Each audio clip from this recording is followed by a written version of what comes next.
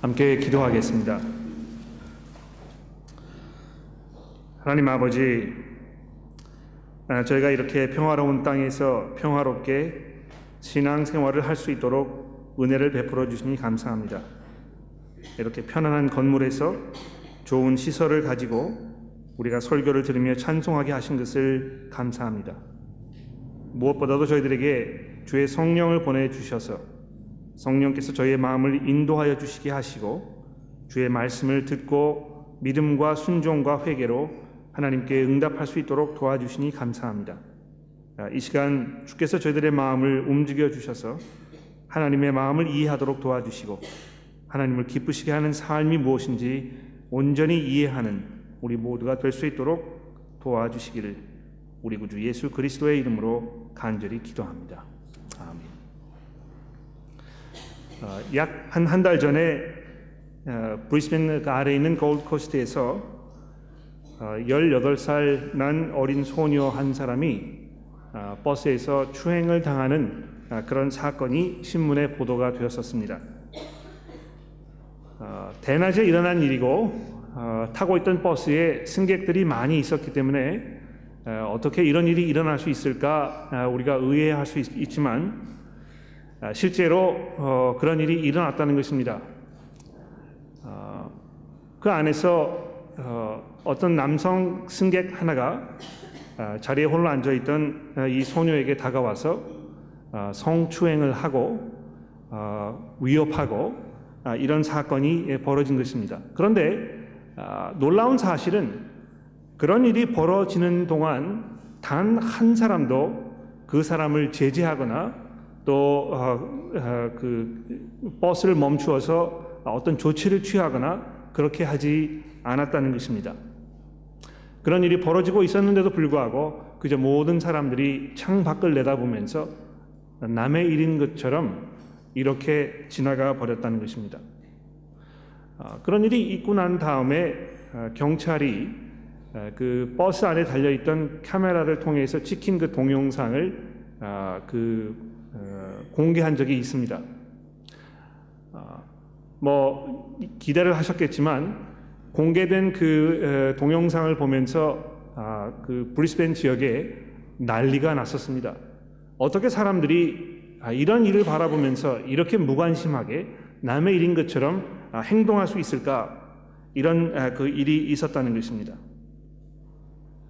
여러분, 이 무관심이라는 것은 정말 무서운 일인 것 같습니다.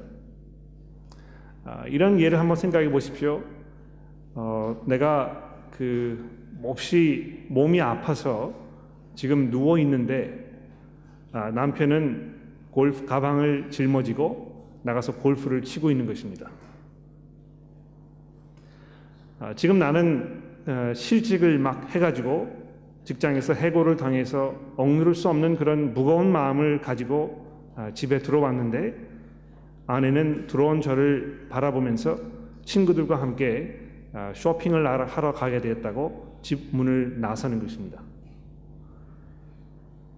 아무런 마음도 없고 서로를 향한 사랑과 헌신과 이런 것도 없는 그런 상황이 있는 것은 참으로 참을 수 없는 그런 그 현실이 아닌가 생각을 합니다. 성경에도 보면은 많은 분들이 사람들의 그 무관심 속에서 큰 그 해를 겪었던 경우를 우리가 발견하게 됩니다. 예를 들어서 사도 바울의 경우를 보십시오. 사도 바울이 이 빌립보 교회 성도들에게 편지하기를 자기가 그 마게도냐 지방을 떠났을 때에 바울 사도의 그 사역을 위해서 거기에 동참하고 지원했던 그런 교회들이 한 사람도 없었다. 이렇게 적고 있습니다. 아마 그 결과로 인해서 사도 바울이 상당히 오랜 기간 동안 큰 경제적인 어려움을 겪었고 큰 그 곤경에 처했던 것이 분명합니다. 나중에 이 빌립보 교회 성도들이 자기들의 그 헌신을 통해서 바울 사도의 그런 형편을 돌아보기는 했습니다만 그 전까지 사도 바울이 사람들의 그 무관심 속에서 사역을 홀로 외로이 감당해야 하는 그런 그 지경에 있었던 것이 분명합니다.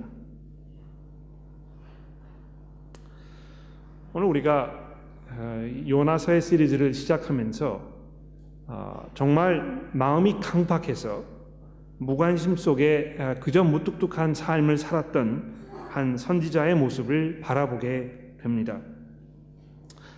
그러나 요나의 모습을 생각해 보기 전에 우선 먼저 이 본문에 등장하는 하나님에 대해서 우리 잠시 생각해 보도록 하겠습니다.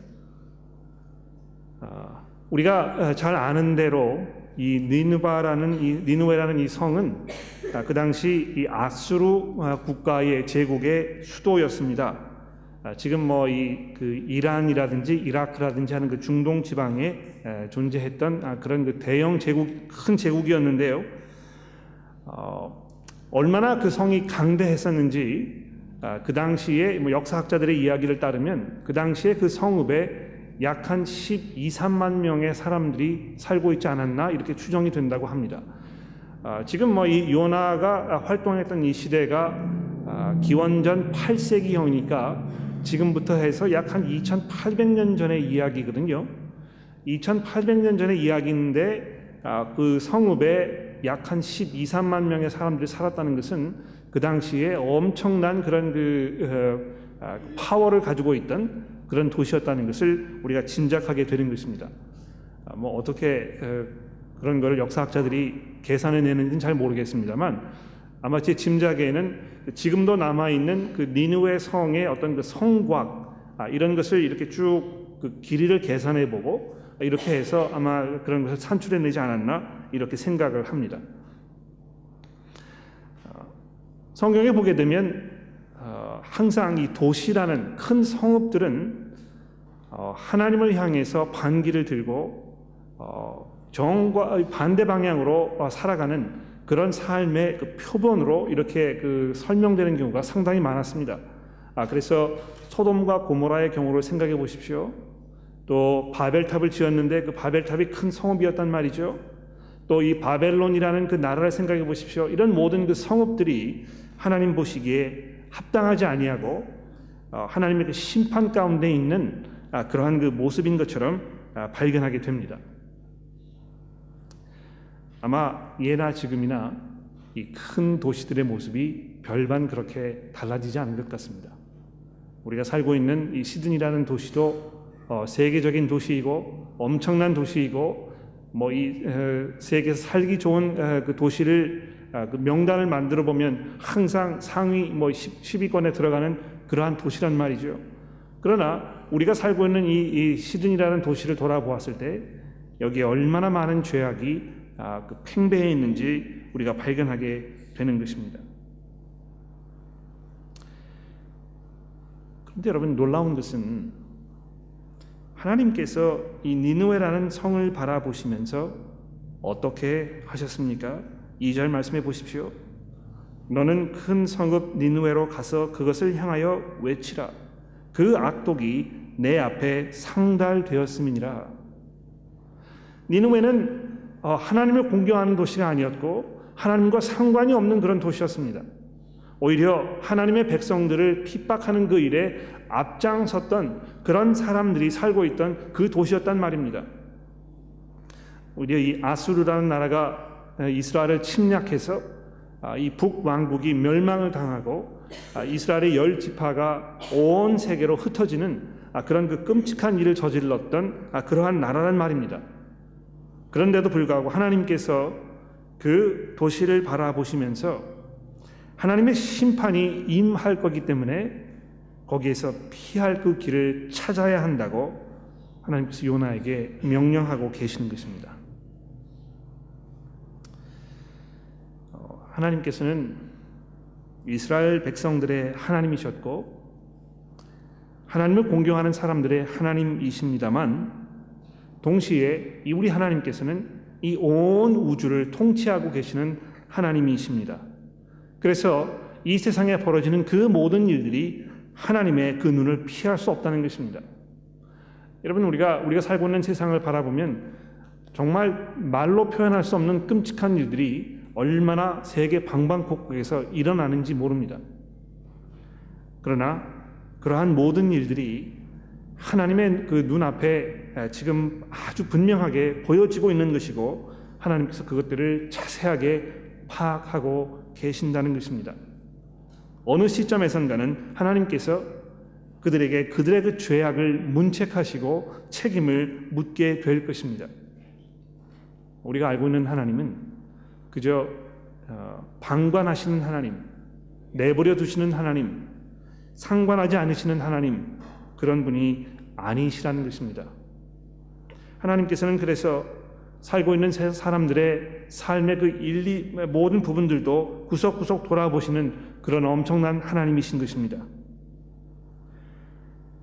그래서 하나님께서는 이 그 니느웨 성을 바라보시면서 그냥 내버려 두지 아니하시고 선지자를 부르셔서 거기에 가서 하나님의 이 심판을 피하라고 이제 명령하신 것입니다.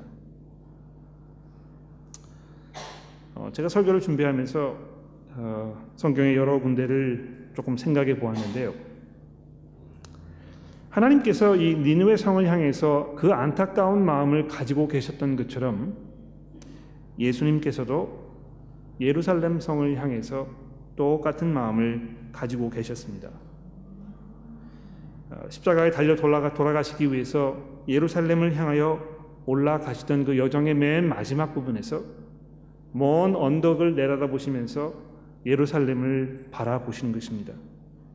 그러면서 누가복음 19장에 보시게 되면 예수님께서 예루살렘을 바라보시면서 눈물을 흘리셨다고 누가가 이렇게 설명하고 있습니다. 예수님께서 눈물을 흘리셨다는 그런 내용이 성경에 3번 등장하는데요. 첫 번째는 어디입니까? 이 나사로를 바라보시면서 거기에서 나사로의 그 죽음을 애도하시면서 눈물을 흘리셨다고 이야기합니다. 두 번째로 겟세마네 동산에서 하나님 앞에 기도하면서 피눈물을 흘리신 것입니다. 제발 이 잔이 내게서 피하게 해달라고 예수님 눈물을 흘리지 않으셨습니까? 그리고 세 번째로 여기 예루살렘을 바라보시면서 예수께서 눈물을 흘리셨다는 것입니다. 그러한 모습을 바라보았던 베드로 사도가 마음속에 큰 그 영흥을 가지고 있었던 것 같습니다. 그래서 베드로후서 3장에 보시게 되면 그러한 그 예수님의 모습을 생각하면서 또 하나님의 마음을 기억하면서 하나님께서는 모든 사람들이 멸망당하는 것을 원치 아니하시고 오히려 회개하여 구원에 이르기를 원하시는 하나님이시라고 이렇게 말씀하고 있습니다. 세상 사람들이 기독교를 향해서 손가락질을 하고 우리가 독선적이고 너무 무자비하고 기독교를 통해서 너무나 많은 그 악행들이 이루어졌다고 손가락질을 하는 그런 것을 우리가 바라보게 됩니다. 그러나 성경에서 소개하고 있는 우리의 하나님은 어떤 하나님이십니까? 그 누구도 멸망당하는 것을 원치 아니하셔서 심지어는 하나님을 향해서 반기를 드는 이 니느웨라는 성읍에 살고 있던 그 사람들의 모습조차도 하나님은 그저 내버려 두시고 방관하실 수 없는 그런 하나님이셨다는 것입니다. 여러분 그 소돔과 고모라의 경우도 생각해 보십시오. 하나님께서 소돔과 고모라를 멸망시키지 않으셨습니까? 그런데 그냥 그 소돔과 고모라를 향해서 매몰차게 그 도시를 멸망시켰습니까? 그렇지 않습니다. 하나님께서 그 성읍에 이 롯이라는 아브라함의 조카를 보내신 것입니다. 나중에 그 신약 성경의 저자들이 그 롯의 모습을 바라보면서 거기에서 이 소돔과 고모라 성에 살던 사람들에게 의인으로서 하나님의 복음을 선포한 사람이었다고 이렇게 설명하고 있습니다. 그러나 그 설명을 듣지 아니하고 하나님의 그 말씀을 듣지 아니했던 그 성읍이 결국 무너져 버릴 수밖에 없었던 것입니다. 역시 마찬가지로 하나님께서도 이 니느웨 성의 그 강팍한 그 모습, 그들의 그 죄 가운데 있는 그 모습을 바라보시면서 그냥 단번에 심판하시려 하지 아니하시고 요나라는 선지자를 보내셔서 그들에게 기회를 주셨던 것입니다. 여러분 출애굽기 사건을 생각해 보십시오. 하나님께서 애굽 사람들을 멸망시키시기 전에 그들에게 회개할 수 있는 그 기회를 또 주시고 또 주시고 반복적으로 모세를 통해서 이 메시지를 전달했던 것입니다. 그러나 그 마음이 강팍했던 바로가 그 애굽 사람들이 결국 하나님의 음성을 듣지 않았던 것이죠. 그래서 하나님께서도 역시 마찬가지로 니느웨 성을 향해서 하나님의 복음을 선포할 선지자를 보내기로 작정을 하셨습니다. 여러분, 그 하나님의 방법은요, 항상 이렇게 회개하라는 그 메시지를 전하시는 것입니다. 이 온 세상에 있는 이 모든 문제들을 해결하시는 하나님의 해결책은 무엇입니까? 그들에게 복음을 전하시는 것입니다. 그들에게 회개할 수 있는 기회를 주시는 것입니다. 그것이 바로 이 세상을 향한 하나님의 그 해결책인 것입니다. 하나님께서는 여러분과 저로 하여금 훌륭한 의사가 돼서 의학을 가지고 사람들을 구원하라고 이렇게 말씀하지 않으십니다. 하나님께서는 여러분과 저에게 훌륭한 선생이 되어서 사람들에게 학문을 잘 가르치고 사람들을 계몽해서 그들이 이런 그 미개한 삶을 탈출하라고 이것을 해결 방법으로 제시하고 계시지 않으십니다. 하나님께서는 여러분과 저에게 훌륭한 엔지니어가 돼서 좋은 집을 짓고 이 상하수도 시설을 개설하고 좋은 그 도로를 닦음으로 인해서 사람들의 그 문제를 해결하라고 이렇게 부르시지 않습니다. 하나님께서는 여러분과 저에게 어떤 그 좋은 상담자가 돼서 사람들의 그 문제를 해결할 수 있는 어떤 상담 역할을 하는 것으로 이 세상의 문제를 해결하라고 이야기하지 않으십니다. 하나님께서 이 세상을 향해서 가지고 계시는 이 세상의 모든 문제의 해결 방법은 예수 그리스도를 통해서 죄의 용서를 받고 하나님과 화해하는 것입니다. 하나님과 화해하지 아니하고는 이 세상에서 우리가 새로운 삶을 살 수가 없습니다. 그런데 놀라운 사실은요, 그 목적을 하나님께서 달성하시기 위해서 여러분과 저와 같은 사람들을 그 메신저로 부르시고 계신다는 것입니다. 여러분, 우리는 나약하고 준비가 되어 있지 아니하고 입이 둔해서 무슨 말을 어떻게 해야 할지 잘 모르는 경우가 참 많습니다.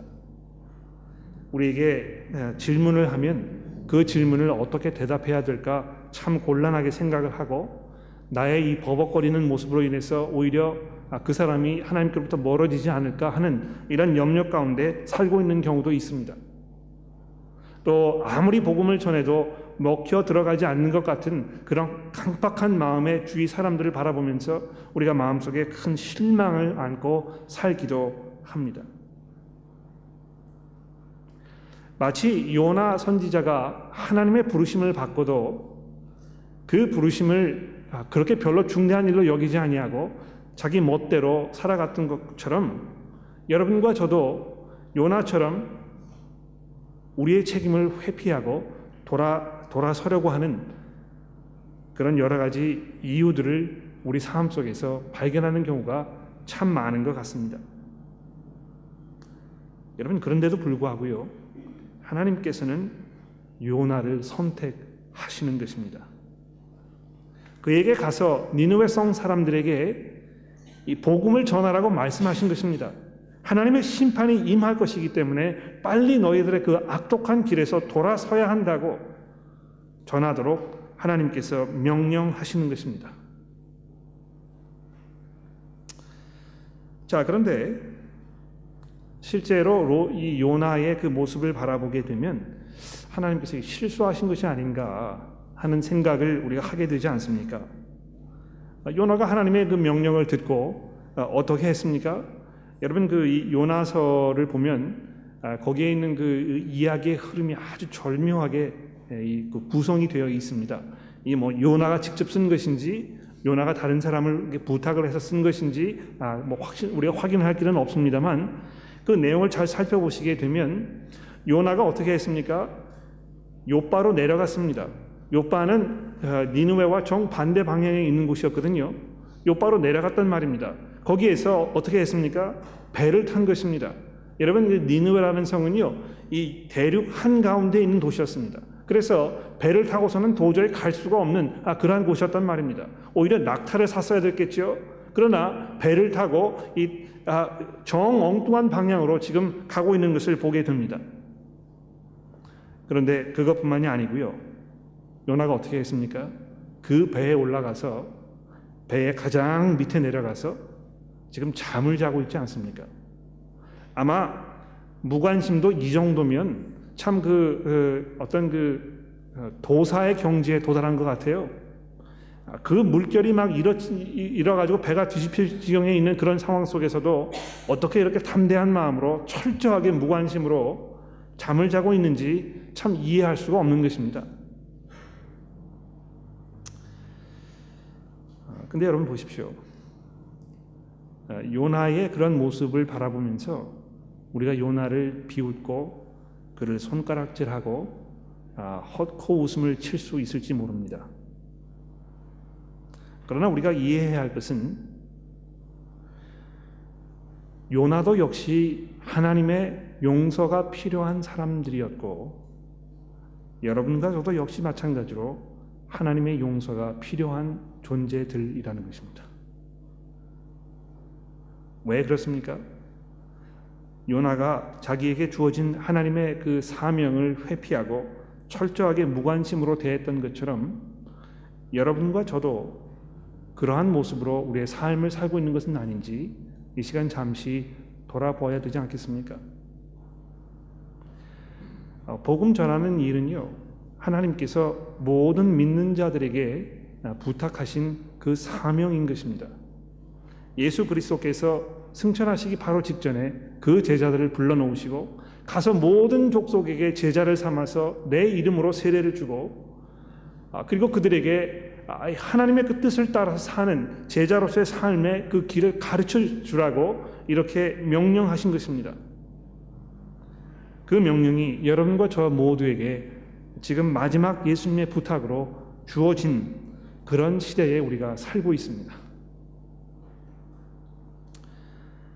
그런데 우리가 우리의 삶을 돌아보았을 때 요나가 배의 가장 밑에 들어가서 관심을 끄고 잠에 들어있는 것처럼 여러분과 저도 그러한 삶을 살고 있지 않은지 이 시간 돌아볼 필요가 분명히 있습니다.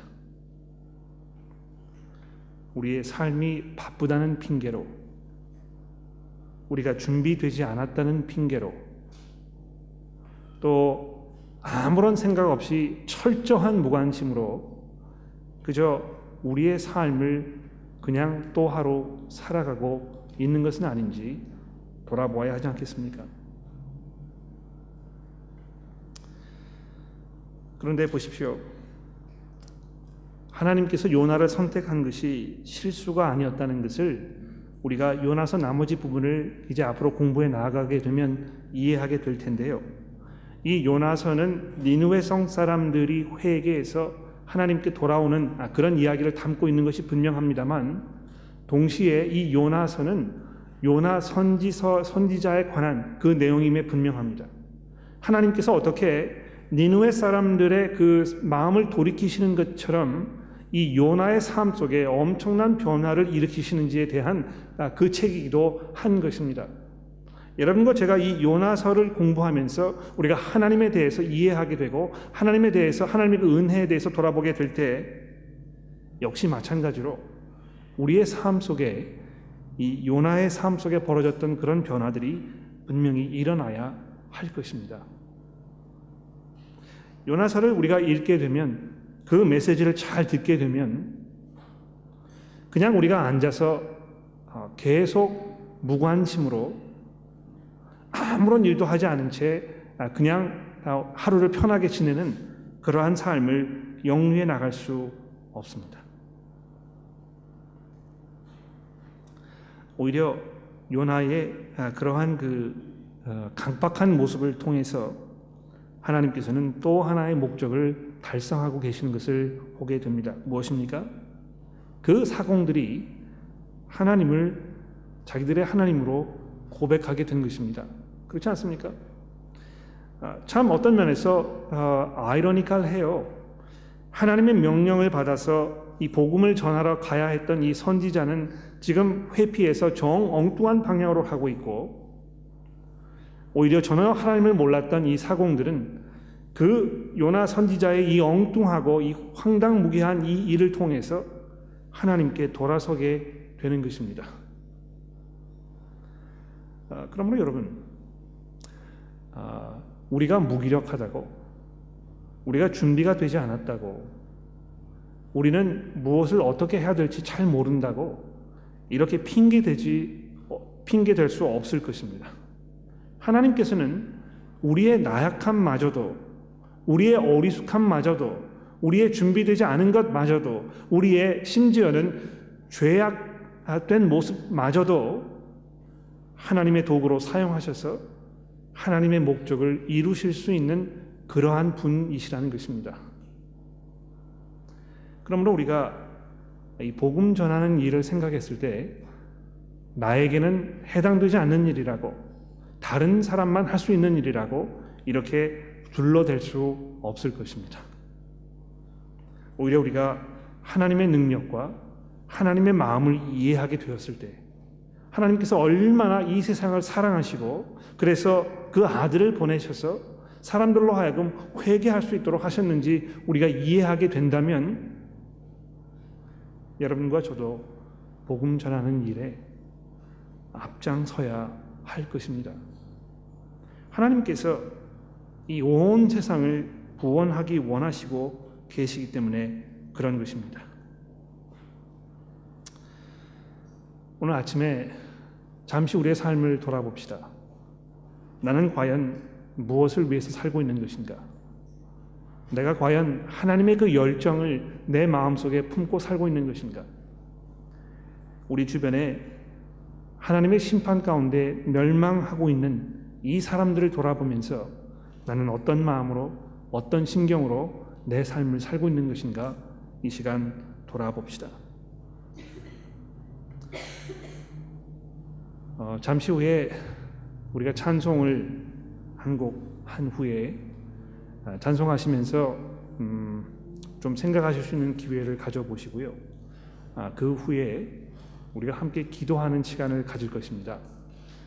기도하는 그 시간에 바로 앞서서 우리 주변 옆에 앉아 계시는 분들과 함께 내가 정말 이 복음 전하는 일에 대해서 어떻게 생각하고 있는지, 내 삶 속에 어떤 변화가 일어나야 하는지 이런 것들을 서로 나누어 보시는 그런 시간을 좀 가져보도록 하겠습니다.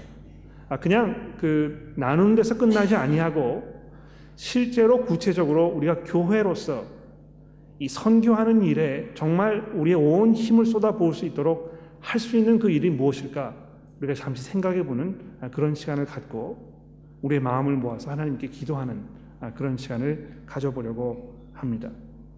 그러면 먼저 우리 모두 일어나셔서 찬송 한 곡을 부르고 그 다음에 설교를 들은 후에 우리가 해야 할 일들을 돌아보도록 하겠습니다.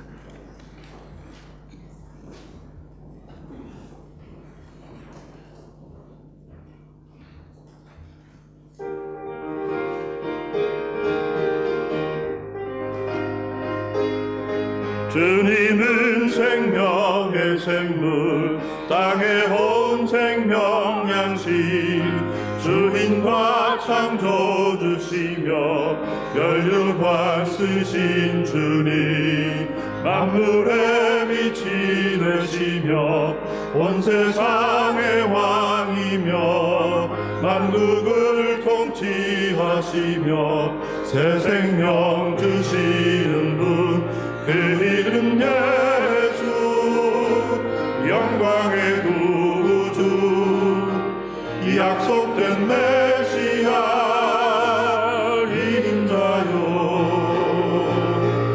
놀라운 복의 상 하늘 길잡이, 복된 그 원자 여호와라.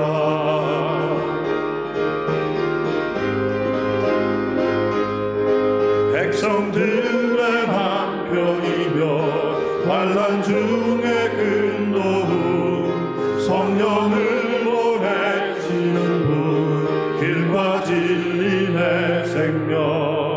아버지 보여주는 분 살해당한 어린 양 우리 대장 우리 형제 아픔을 감싸는 분그 이름 예수 영광의 구주 약속된 메시아 인자요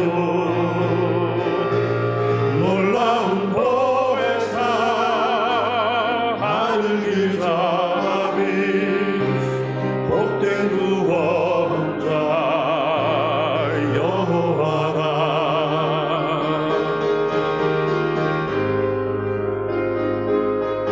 모든 만물 심판하실 주의 영원한 아들 생명과 부활 되시고 다시 오실 분이다 미래를 맡아 계신 분 시작과 끝 되시고 다시 오셔서 종들을 영화롭게 하시리 그 이름 예수 영광의 구주 약속된 메시아 인자요 놀라운 보혜사 하늘 길잡이 복된 구원자 여호와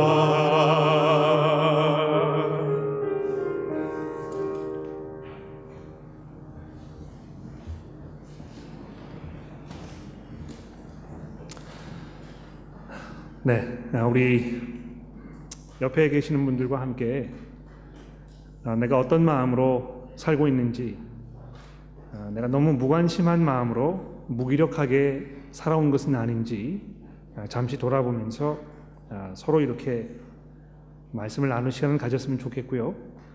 말씀을 나누시면서 우리 교회에 정말 그 복음 전하는 일을 하기 위해서 어떤 변화들이 일어나야 할까? 우리가 구체적으로 할 수 있는 일들이 무엇일까? 잠시 돌아보는 시간을 갖도록 하겠습니다. 한 2, 3분 동안 시간을 드릴 테니까 한번 옆에 계시는 분들과 함께 말씀을 나눠보십시오.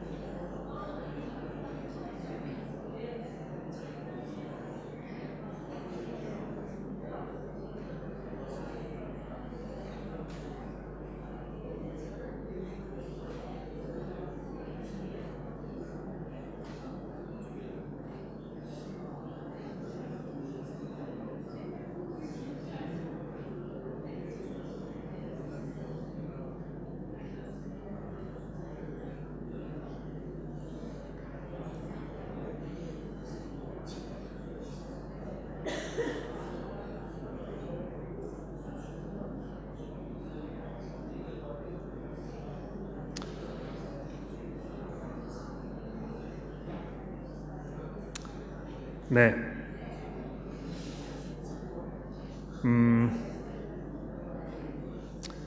아마 여러분들이 여러 가지 말씀들을 나누셨을 텐데요.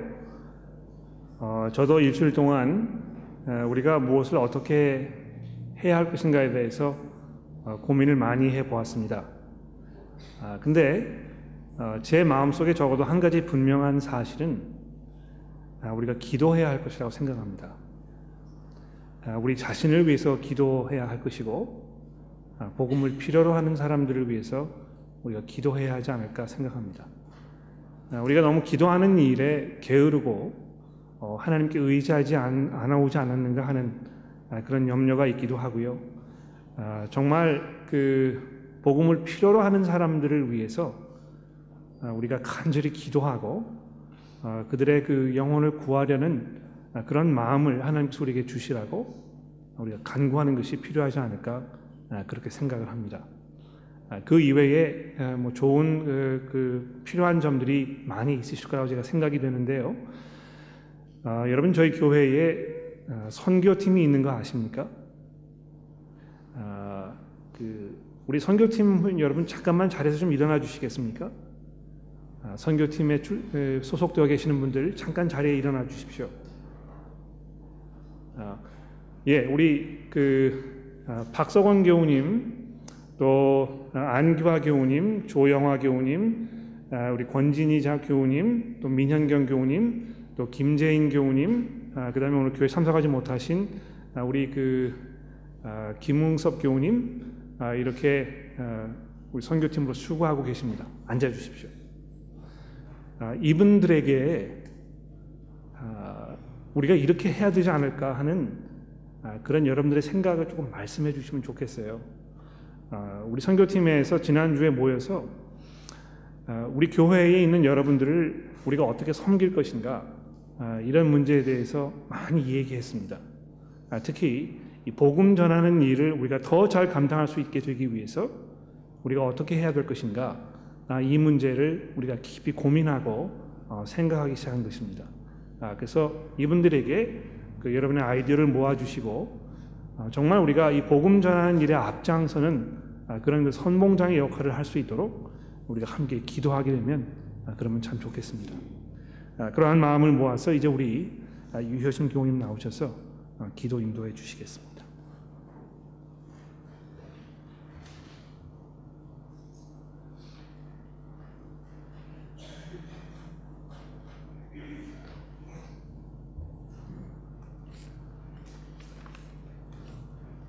기도하시겠습니다. 창조주이신 하나님 아버지, 우리는 피조물인데도 피조물인 것을 생각하지 않고 창조주이신 하나님의 뜻을 가볍게 여기며 내가 원하는 대로 삶을 살아온 것을 회개합니다. 내가 모든 것을 주관하고 할 수 있다는 마음을 가지고 그것이 가장 최고의 가치관인 양 거기에 사로잡혀 살아왔습니다.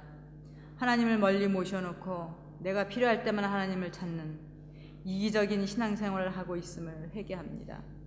말씀이 내게 걸림돌이 될 때에는 내 편한 대로 생각하고 해석하고 싶어하고 나의 생각이 잘못되었음에도 한 발자국도 물러서지 않으려는 강팍한 마음을 우리는 가지고 있습니다.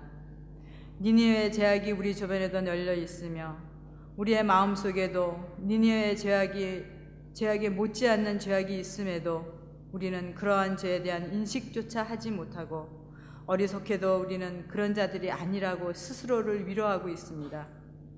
죄악이 가득했던 도시를 향하여서도 깊은 사랑을 보여주신 하나님, 그러한 죄인들을 부르시고 그들을 구원하시려는 하나님의 사랑과 그분의 섭리를 우리는 이 시간 배우고 깨닫습니다.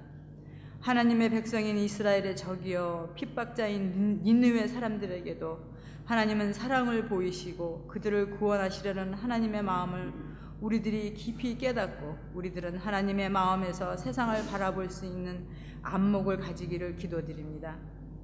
우리가 요나처럼 강팍한 마음을 가지고 하나님을 바라보고 또한 세상을 바라본다면 결코 하나님을 이해하지도 못할 뿐더러 인간의 좁은 울타리에서 헤어나지 못하는 것임이 분명합니다. 하나님 아버지, 피조물인 우리들은 피조물답게 생각하고 행동하기를 간절히 원합니다. 하나님의 말씀이 최우선이요, 말씀이 우리들의 생각의 근원이요, 행동 양식의 기준됨을 다시 한번 깨닫게 되기를 원합니다. 요나는 하나님을 피할 수 있다는 어리석음에 다시스로 도망치는데 전능하신 하나님의 능력을 어떻게 인간이 막을 수 있겠습니까? 하나님의 전지전능한 능력과 섭리를 요나서를 통해 보면서 우리의 마음속에 하나님을 두려워하며 그분 앞에 겸손하게 살며 섬기는 마음을 갖게 되기를 기도합니다. 우리를 구원하시기를 원하시는 하나님, 신실한 언약을 주시고 지키시는 하나님, 모든 사람들이 멸망하는 것을 원치 않으시는 하나님, 이런 하나님을 우리의 하나님으로 모시고 사는 것에 감사하며 찬송하지 않을 수 없습니다. 요나는 하나님의 부르심을 받고도 그 앞에서 도망치려고 했습니다. 혹시 우리도 요나와 같은 모습으로 살고 있지 않은지 돌아보기를 원합니다. 날마다 우리를 돌아보고 굳건한 믿음으로 우리 주 예수 그리스도가 다시 오실 때까지 말씀에 순종하는 삶을 살 수 있도록 인도하여 주시기를 소원합니다. 한 주간도 하나님의 평강이 온 교우님들에게 함께 하시길 기도하며 우리 교회 선교팀들이 복음 전하는 일에 힘주시고 능력 주시기를 간절히 원하며 우리 주 예수 그리스도의 이름으로 감사하며 기도드립니다. 아멘.